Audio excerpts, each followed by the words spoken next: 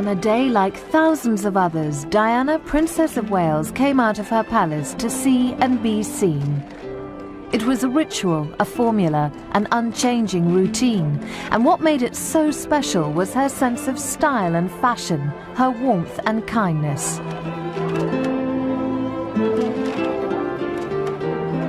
This was her role, her work, the reason for her inimitable performance, and the cause of the overwhelming media attention that claimed her as its own. If ever she doubted the sense of it all, she found her answer in the happiness she gave the sick and afflicted. But a year after her divorce and the loss of the title Her Royal Highness, Diana was ready to leave all this behind. The catalyst was Dodi Al Fayed, 42-year-old playboy son of Harrods owner Mohammed Al Fayed. Diana, as a guest of the Al Fayed family aboard their luxurious yacht the Jonicle, had fallen in love with Dodi. And she said, Elsa, I adore him, not even naming him. I adore him. I can't tell you, for the first time in my life, someone has looked after me so wonderfully. I feel that he's interested in me. I can't tell you how good they are to me, to my morale. I mean, she was enthusiastic. I said, are you going to marry him? She said, I can't answer you, Elsa. I'm coming to see you either Thursday or Saturday. Saturday she was dead. For 15 years, Diana lived in Kensington Palace. With mostly just her staff for company, she had tried to create a family home. She surrounded herself with mementos of her Spencer family ancestry, her fabled but flawed marriage, and above all, of her two precious sons, constant reminders of her broken dreams. I think they were instrumental, especially at the time of the separation and the divorce. I think, as all children do, not wanting to alienate either side. And, okay, in some respects, they were slightly the go-betweens. And yet, they always were very careful not to upset Diana by mentioning things they knew would upset her. And they always said, Daddy loves you. Charles was truly her Prince Charming. He was the one that she was always in reference to throughout her life, even towards the end. Even any other relationship would always be kind of compared to or contrasted with her relationship with Charles. He was her reference point. Diana and Charles shared the custody of the boys, and in July 1997 she took them on holiday with Dodi's family aboard the Jonicle. Following her divorce, Diana's life centred around her sons. But the children, don't forget, she took them on the boat, and they had a wonderful time. Not probably William. William was not so happy, but the little one was thrilled, all the games, all the thing. And it was probably to accustom them to the situation. And when I asked her, are you going to marry him? And what your children's reaction? She said, Elsa, I rang up William. So it was the answer. And he said, Mommy, I want you to be happy. Diana would have never married Dodi without the consentment of the two children, and Prince William more than that, because she always said that Prince William was her anchor, and she admired the boy enormously, and she loved the other one very much, Prince Harry, but she always said Prince Harry is like a Spencer. I don't have worries about him. But I think that the future king, Prince William, has the sense and sensibility of Diana. As heir to the throne, William and his brother Harry carry with them the traditions of the Royal House of Windsor. Diana knew that any stepfather would have a very delicate role to fill. She also recognised that her sons were very much part of the Windsor household.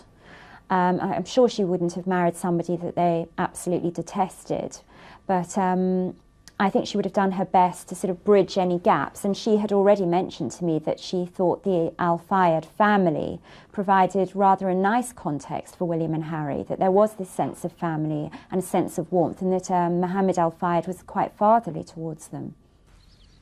In the early years of family life, Diana felt at home in the country. When her marriage broke up, she lost the country home Highgrove and the family life that had been her childhood ambition. Like their mother, William and Harry became products of a broken home. Diana compensated by taking a dominant role in her children's lives. She was concerned about the role of monarchy, about the paparazzi and how that might disturb her boys. And she was also very concerned that they weren't going to grow up spoiled or sort of too much within that tradition. And she used to love taking them to see, you know, the homeless and wear the jeans and just, you know, go down to brass tacks. I mean, she was terribly concerned that they should see that side of life. And she drummed into them the most amazing good manners, which she herself had absolutely impeccable, which is just such an asset and something I think she found rather lacking within the royal family. Following her unhappy experiences within the royal family, Diana shaped the boys in her own image and likeness. In the words of her brother, Earl Spencer, Diana wanted their souls to sing freely. She would really want them to lean on each other and to remember as well together the times they had with their mother. With her sons away at boarding school, Diana had to fill many long and lonely hours at Kensington Palace. Her friend was the telephone. She really did have the hotline to all and sundry. So if she ever did feel lonely, she'd just be on the blower immediately. Diana regularly invited friends to lunch, often greeting them herself in the forecourt. Security and protocol prevented people from just dropping in. Isolated by her position as a princess, people came by invitation only to dine at Kensington Palace. The food there, as I said, was both beautiful, delicious and incredibly healthy. I can remember one summer there was sort of like an orange sorbet with beautiful nasturtium flowers all around the outside of these crystal plates. She always had stunning flowers on the table, of course.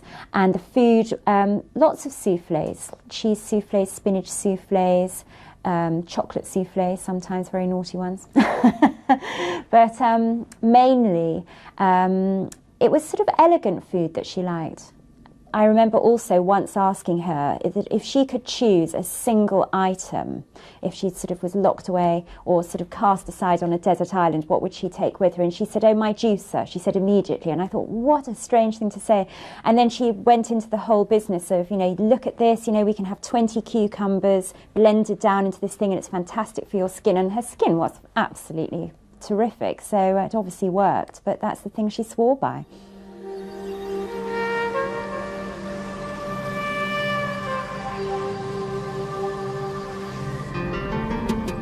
Diana's day began at dawn. She slept badly. After many restless nights, she relied on exercise to face the pressures ahead. Before most people had arrived at work, Diana had already driven the short distance from Kensington Palace to Buckingham Palace to swim 20 lengths in the private pool there. Then it was on to the gym for a strenuous workout, often with a personal trainer. In a quest for maximum fitness, she experimented with many exercise techniques.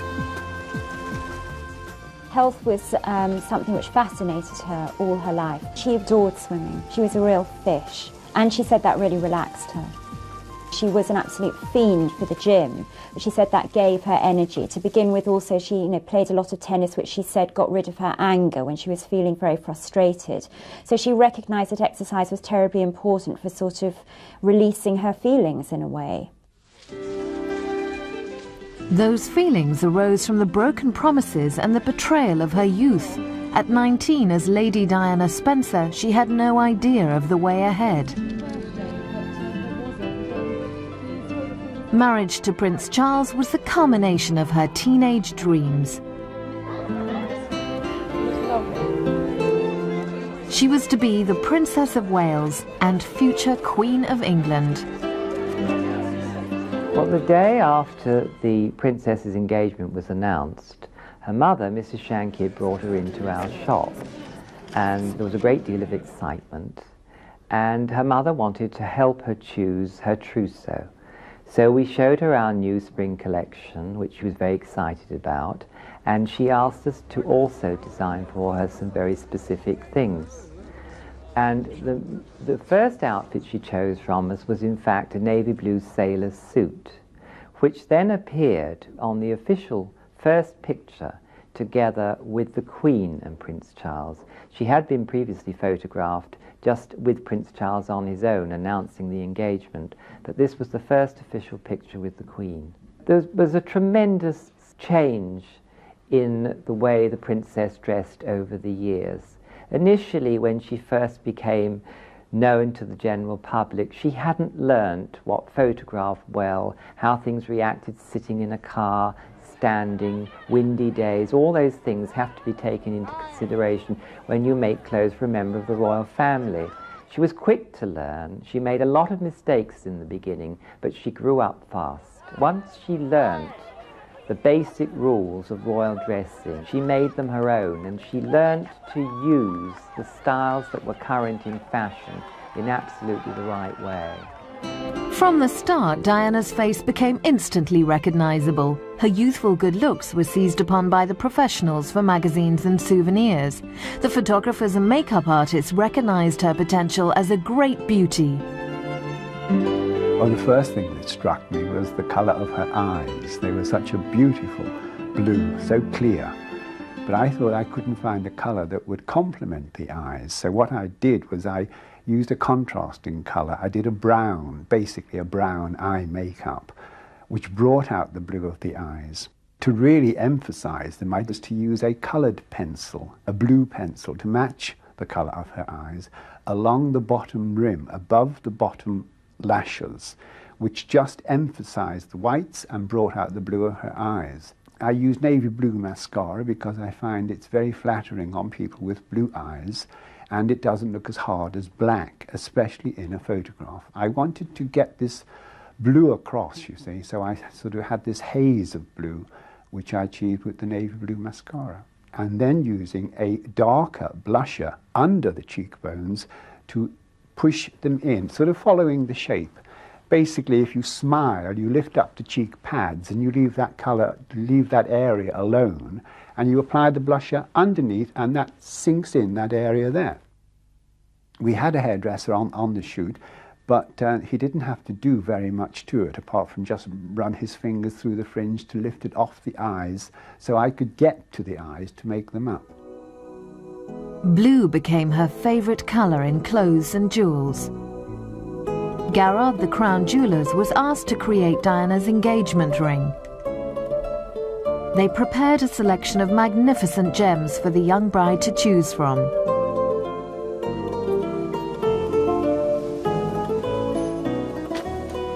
In Garrard's workshops, skilled craftsmen used their expertise to make the most famous engagement ring in the world.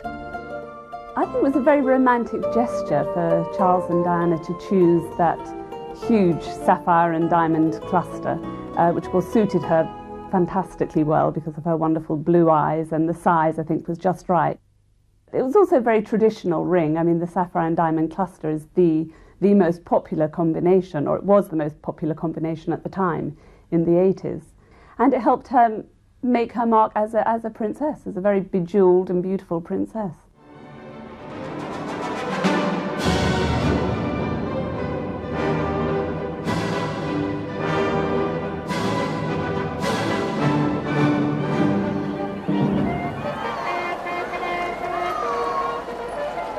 For her going-away outfit, Diana's choice was a deliberate contrast to her extravagant fairy tale wedding gown.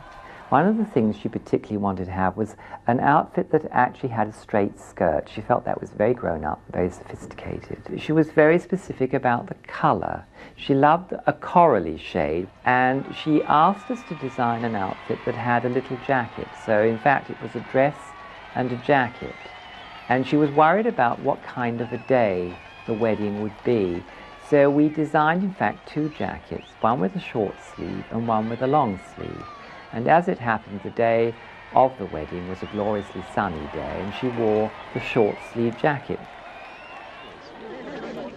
A few months later, Diana was expecting her first child, and her adoring public were overwhelmed. Her fashion designers set to work on the creation of a stylish maternity wardrobe. This was the coat she wore on the day her pregnancy was announced. The fabric for that particular coat was a multicoloured tweed in a lot of very bright colours, which she loved the texture of. And when we showed her a pattern of the particular fabric, she said, "Oh, that's great, that'll make a wonderful coat, and I'd love it to have some kind of fringing around the collar." In spite of her pregnancy, many of Diana's days were still devoted to tedious public duties, but she was still expected to look like a princess, wearing appropriate outfits. When it was officially announced that the Princess of Wales was pregnant, she came in to see us, and we designed for her a group of coats, day dresses and long evening dresses that were very specific. And the turquoise coat was specially designed for the Princess of Wales to wear at Windsor during Christmas. And it was in turquoise velour, and it had multicoloured little flowers embroidered around the yoke of it. It was rather romantic and slightly peasant in mood. 4 royal generations celebrated the christening of Prince William, born in June 1982.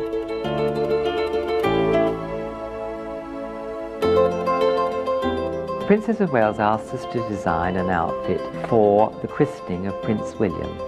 And the christening was held at Buckingham Palace. And we, in fact, designed for her a pink print silk dress and little tie bolero jacket, which she then later wore in Australia. Diana's first major tour in 1983 lasted 6 weeks. She said she was a different person by the end of it. She began to feel more liberated from the stuffiness of British royal court. 2 years later, on her second Australian tour, Diana experimented with royal heirlooms. Queen Mary's emeralds were a wedding gift from the Queen, and Diana added her own sense of style with an exotic twist. Again, Diana was very inventive, very original in the way she used these beautiful emeralds, historic stones, and she had great courage. She wasn't in awe of them, and she took the Cambridge emeralds and turned them into, again, a choker, quite a fairly narrow choker, which she also wore again as a bandeau, very 20s style.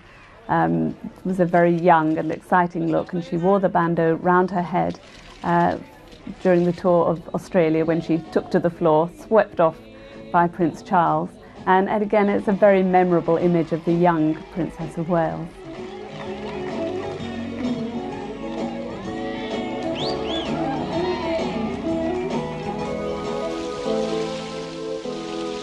In America in 1986, Diana wore her most fabulous jewels to dine and dance at the White House with President and Mrs. Reagan. She had cleverly adapted her beautiful sapphire brooch, a wedding present from the Queen Mother, into a stunningly elegant necklace. The huge, again, the dramatic sapphire and diamond cluster, which was a present to her from Queen Elizabeth, the Queen Mother, is the most spectacular piece of jewellery. And at the beginning she wore that huge sapphire and diamond cluster in a rather conventional way, rather traditional way. And then as her style developed, she began to impose her own personality, her own style, to wear her jewellery in very new and fresh and original ways. And it became one of her signature pieces, particularly towards the end of her life, when she began to wear those spectacularly sexy evening gowns with just one huge piece of jewellery. Among the gems amassed by Diana, the £2 million wedding gift from the Saudi royal family was the most staggering in quantity, beauty and value. One of the most important of her wedding gifts came from the Crown Prince of Saudi Arabia, and it was a whole suite of jewels. But her favourite piece from this suite was a necklace of diamonds on which was hung a huge Burmese sapphire, surrounded in a much more modern style with baguette diamonds in a setting that we call a ballerina setting. The Saudi suite was adapted to suit Diana's taste. She made a choker from some of the gems. The most dramatic change she made to that set was to create for herself a choker with the sapphires on a band of velvet, which she wore not only as a choker but also as a bandeau around her head, around her forehead, very 20s style. And this was something that she did. It was great fun. She did it on several occasions. And again, very much made her mark through her jewels as the new and dazzling Princess of Wales. During an official visit to Germany in November 1986, Diana wore a fabulous set of jewels, a gift from the Sultan of Oman, comprising a modern diamond necklace and matching earrings. It was known as the Crescent Set. Worth around £1 million, it became one of Diana's favourites, and she wore it with both historic and contemporary jewels. Diana was very clever in mixing old and new. As I said, this was a very contemporary design, and she wore it very well with the Spencer family tiara or with the love knot tiara. And so she created a very special, very royal, very regal look for herself by combining the old and the new in this way. Diana's most important royal heirloom was the Queen Mary's Lover's Knot tiara, given to her as a wedding present by the Queen. It emphasised Diana's regal position. She used her own personality to make the tiara part of her image. And the Lover's Knot tiara, which was a wedding present to her from Her Majesty the Queen, I think has created some of the most dramatic images of Diana that we will all remember and cherish. It is too much a part of Diana's legend. I don't think anyone could wear that again, so it's difficult to imagine what will happen to them.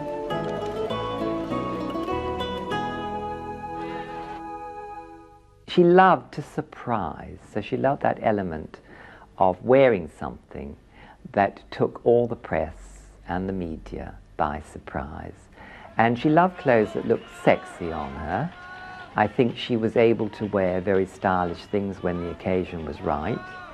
And I think that young people probably, in each different age of the princess, related very much to the certain things that she did. She loved to wear things like patterned stockings and saucy sweaters that had funny motifs on. And of course, the royals do have two very specific wardrobes. They are functional clothes that are seen by the public, and then they have a private wardrobe.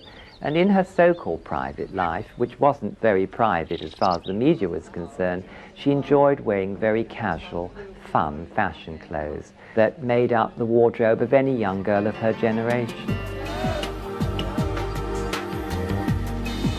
In her off-duty moments, Diana enjoyed the early days of motherhood. Unlike previous royal heirs, her boys were not educated at home with private tutors. School runs became part of everyday life. By now, Diana had matured. She'd grown decisive about her clothes and her image.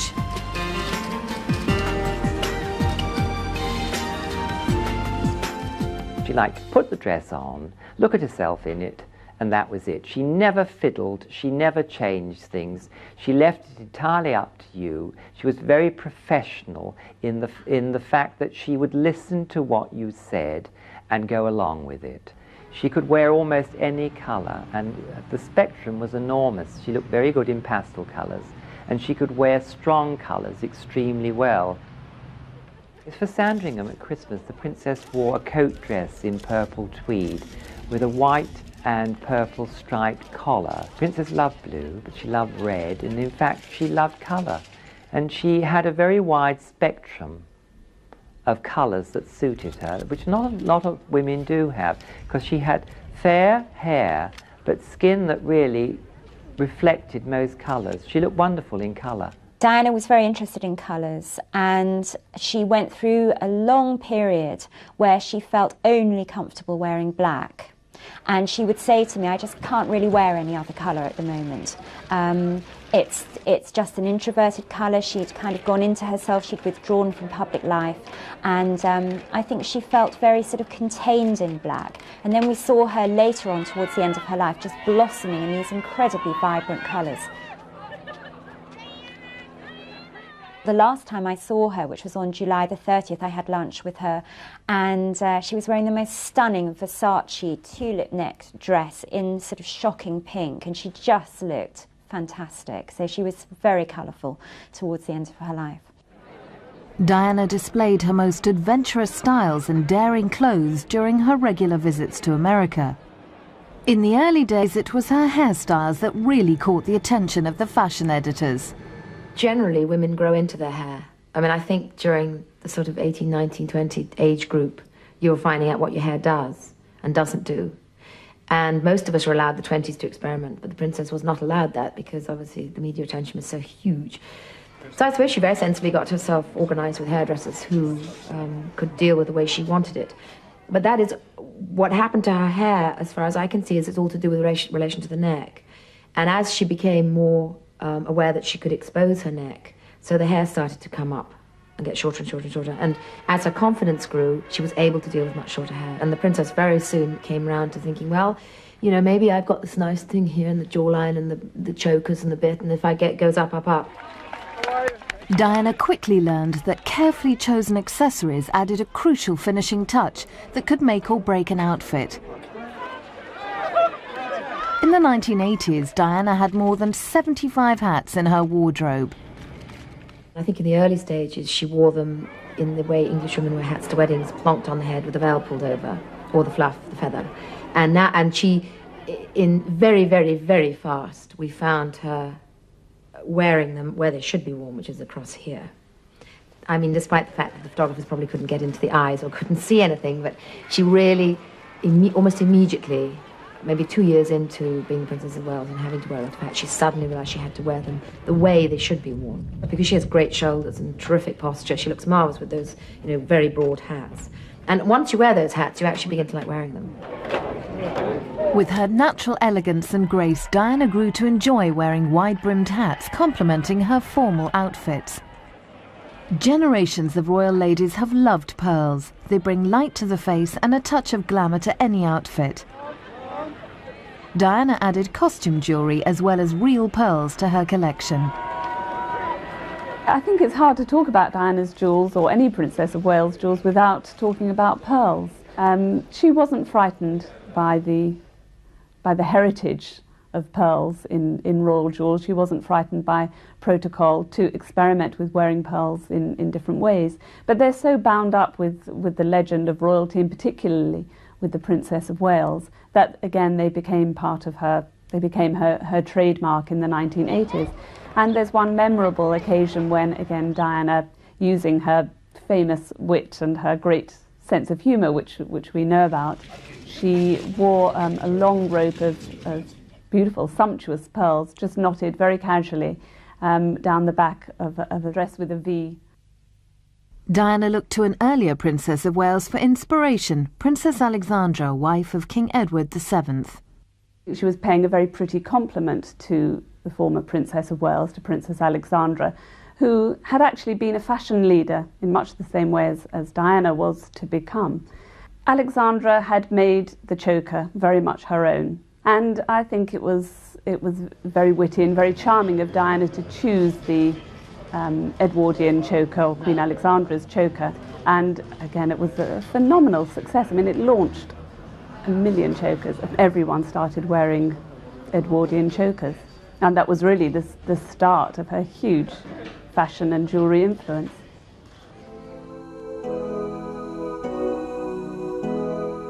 A regular part of Diana's day involved shopping in Chelsea, the fashionable district of London. One of her favourite stores, Butler & Wilson, sells costume jewellery.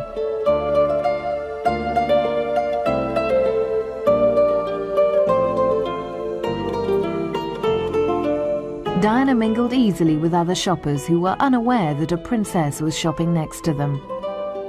She was all so relaxed and funny, and they would all burst out laughing when they realised who it was, and she just was so great about it and would tell them what she thought about it. She was always very easy with the staff, always had a great sense of humour, and enjoyed shopping. So we've seen a lot of very famous people, and they're always a foot smaller, or they're not as beautiful as what you imagine. With her, she was the reverse. She was a foot taller than what you imagined. She actually glowed, so she had wonderful piercing blue eyes, and she was extraordinary. So whenever she was wearing anything, it always enhanced it. On one occasion, Diana bought a fashionable jewelled snake to wear at a pop concert. She went for very classic things, but then she would try something like the snake. She would wear things that were quite adventurous, but she always bought very classic things too that you would see her wearing all the time. She bought a little pair of earrings that were French glass earrings, black French glass earrings. She wore them all the time. They were £5. So it wasn't intrinsic things, it was because it went, she wore things because it actually fitted with what she was wearing. Another famous pair of earrings that she wore all the time were silver earrings, just a plain gold. So she accessorized herself. She would try things from the very simple to the more very exciting things. A big star necklace or a wonderful star pinned on the back of her hair. Costume jewellery was easy to wear, but formal occasions often demanded a tiara, which presented its own problems. It's a long time to put on a tiara. You need a lot of help with it. It's heavy. You have to have your hair done. Diana complained that it gave her a headache and a neck ache. And I think at times when she had to prepare for her evenings out very early in the day, she said that she had to wear it all through nursery tea with her boys, which must have been a little bit uncomfortable. The demands of the job meant that Diana's day wear was constantly updated, but she kept hold of some particular favourites. The Princess of Wales asked us to design a printed silk dress. She said, I want one that children will relate to. They love bright colours. And I want to be able to wear this as a working dress to visit hospitals, and generally just an easy dress that I can put on that is very much a function dress. And she seemed to like this particular dress because she wore it on many, many occasions over quite a few years. And the press, of course, picked this up and did make a lot of comments about it.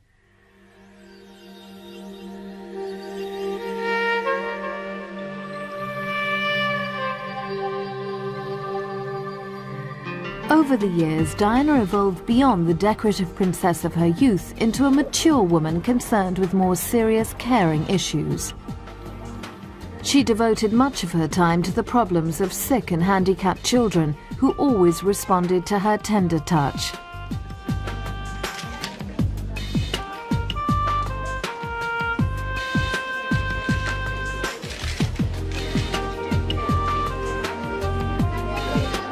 No other member of the royal family had Diana's special empathy with children.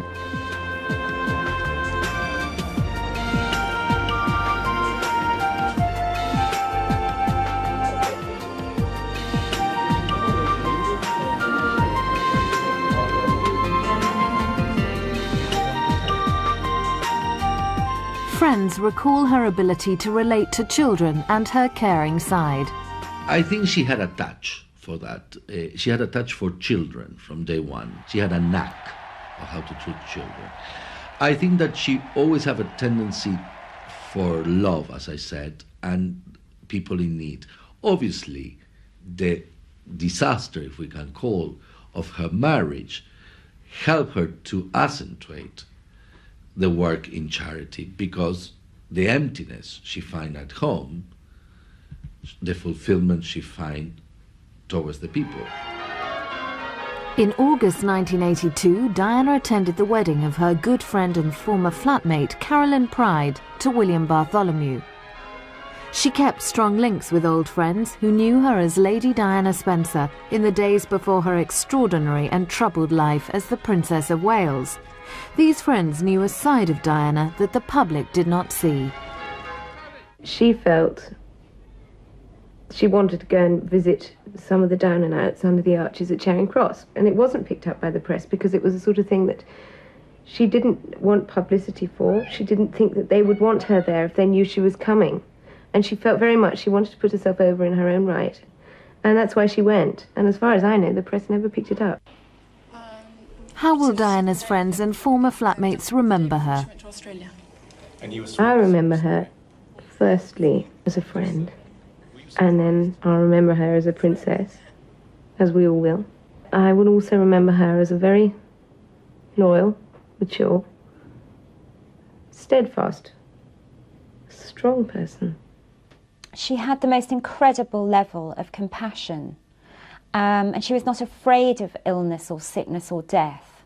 And the other thing was about Diana was that she felt, particularly with the terminally ill, that it was very honest and that there was nothing left to lose. And so people lost their shyness, so she could really talk to them. And she was quite remarkable, and it was her intuition that guided her on every front. I mean, one might say the only time she actually lost her intuition was getting in that car on that fateful night with Dodie.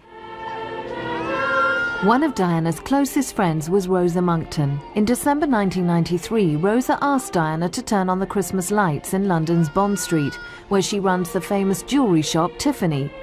She recalls the extent of Diana's loyal friendship, where she supplied endless comfort and support. As a friend, she was a complete stalwart. She stood by me through some very difficult times. And it's a compassion, not just for her friends, but for other people. And it was a compassion that, not a compassion that politicians have, that is switched on and off. It was a genuine compassion that welled up from her heart.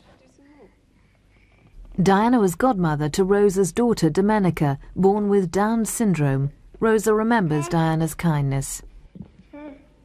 She was absolutely extraordinary. She was, again, just stood by me, supported me, let me rant and rave, let me go through all the things I needed to do about not being able to cope. And she said, listen, I'm going to be there for her, for you, forever. And of course she's not. Diana enjoyed regular holidays abroad with her girlfriends, travelling to exotic locations around the world for some rest and relaxation. She had an extensive circle of friends, but her friendships weren't without their ups and downs. She had a lot of friends, I mean, and can you imagine the amount of people wanting to be her friends? So she was spoilt for choice. She could spot a fake a mile off, or somebody who just wanted to know her because of who she was. That's something she was also careful to teach her boys about. And she had her school friends, her friends that she shared the flat with before she married into the royal family. She also, as her life developed, as her charity work developed too, she began to include people from all sorts of walks of life.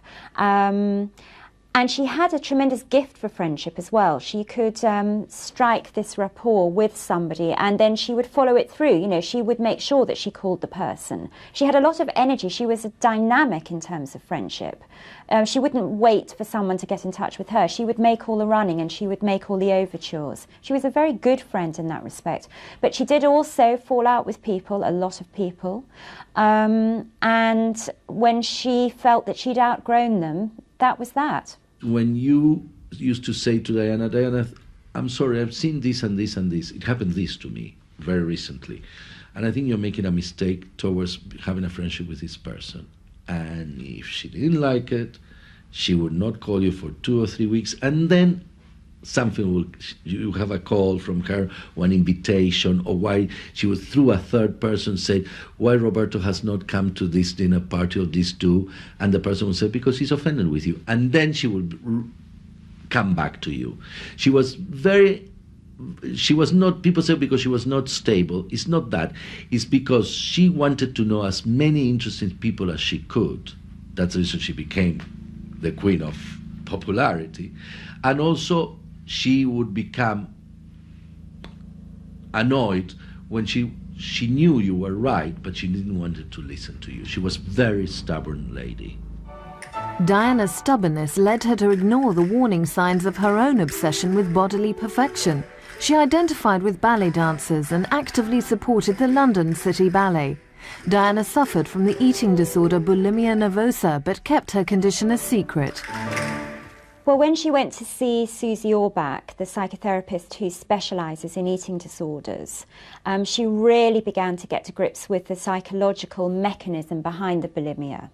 And I think that's when she really got the insights into her early family life, her childhood, about her mother leaving, about how that created a hunger inside her, how that sort of became translated into a food addiction almost, and also her desire for control. Eating disorders are very much about control, and Diana was very self-disciplined and wanted to be in control of what was happening. So her body was the first thing that she wanted to be in charge of. One of Diana's on-off relationships was with her sister-in-law, Sarah, Duchess of York. Despite being close friends since their youth, their relationship turned sour. In fact, they weren't even on speaking terms in the final few months of Diana's life. And I think it was really all symptomatic of this bulimia. It's all part of it, you know, wanting to have this friendship, devouring the person, and then that's it, you know, throw it all up, we don't want that anymore. Diana had speech coaching which increased her confidence. At one stage, she even joked about press reports of her eating disorders. I have your patron here today.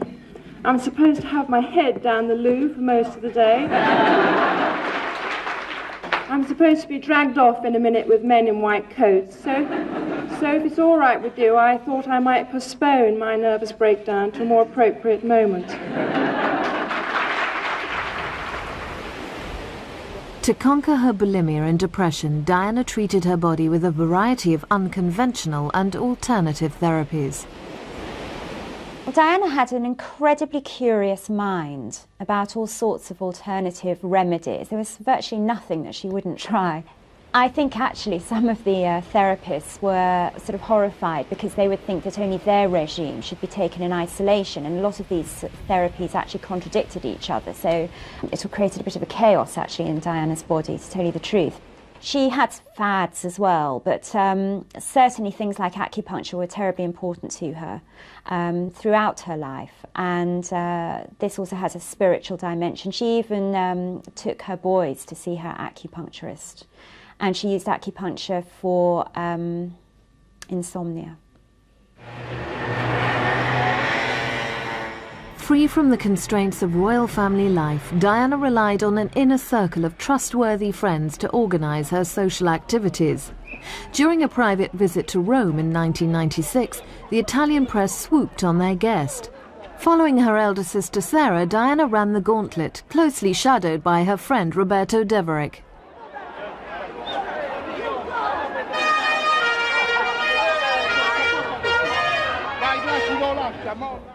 Frenzied scenes abroad were sometimes part of these visits. Somehow Diana kept her dignity and remained unruffled.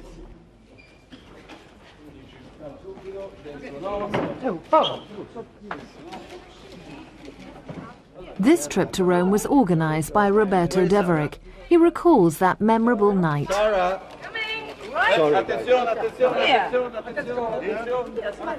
Last year in July, funny enough, almost a year before she died, and we went on a trip to a big gala at the Palacio Farnese at the French Embassy in Rome, and it was a very extraordinary lavish party. She was overwhelmed with the lavishness of the whole thing, and in the way out, she said, let's go and say hello. And I said, Diana, these are the people who cook for you. And she said, well, tell them that was a delicious dinner. Pity they didn't give me more pasta. And she gave the hands to each of them and held the hands and said, I love Italian food. Now, she didn't need to do that. There were no cameras there. There were no paparazzis. She did it from the heart. She made everybody wait 5 minutes. But can you imagine for those two women? She made their life. And that was the touch. Diana was always welcome in America, where her hosts valued her presence to help raise funds for their pet charities. She appreciated recognition for her achievements and her charity work, and in 1995 she was presented with the Humanitarian of the Year award by statesman Henry Kissinger. She was tremendously fond of people like Kissinger, adored sitting next to him at dinner. They got on like a house on fire. You see, this is the thing that Diana appreciated. Somebody who could not be so withdrawn with her or shy of her, but somebody who could sort of just connect with her. In the final year of her life, Diana grew more serious. The battle against landmines brought a new direction for her. Within the treatment, do you cope with the psychological side of it as well? Her trip to Angola in January 1997 publicised the suffering of landmine victims all around the world. Despite criticism from politicians at home, Diana continued her efforts and ignored suggestions that she had become a loose cannon. Firing. She wanted to show the world the reality of landmines. I think she was trying to make a big contrast from the days of the royal state tours when she would be dressed up with the hats and the outfits and the ladies in waiting. And I think she just revelled in the fact that we're coming into the into the 90s, and this feeling of dressing down, of being simple, and of really getting on with the job. But she was still incredibly chic. During her life, Diana's role as the people's princess focused the world's attention on many forgotten causes. Committed to her landmine mission, she had become a serene, confident woman ready for the next stage of her life. It was at a polo match in July 1988 that Diana's life was destined to change forever. She was invited to present the prizes by the event sponsor, Mohammed Al Fayed. On this occasion, she was introduced to his son Dodi. 9 years later, they fell in love. In the romantic atmosphere of the south of France, they enjoyed a brief summer of love. On the yacht, the Jonicle, Diana planned a new life. I think Dodi Fayed was the premier example of a person like Diana would have. You seek for love, you seek for recognition. The more you knock the doors, the worse it became. And I think Dodi Fayed has been the fireworks into a gloomy period of Diana. Diana had finally found the love she had sought since childhood. Her last evening with Dodi was spent at the Ritz Hotel in Paris. I knew that he was so much in love with Diana that at the hotel that same night before they died, he met a cousin of his called Hassini. And that man told a friend of mine, he told him, "What are you doing with Princess Diana?" I said, "No, I'm very serious." He said, "Are you?" He said, "I'm marrying her on the 24th of October. Their lives ended in tragedy. For Diana, the bright day was done. She leaves behind a lifetime of memories.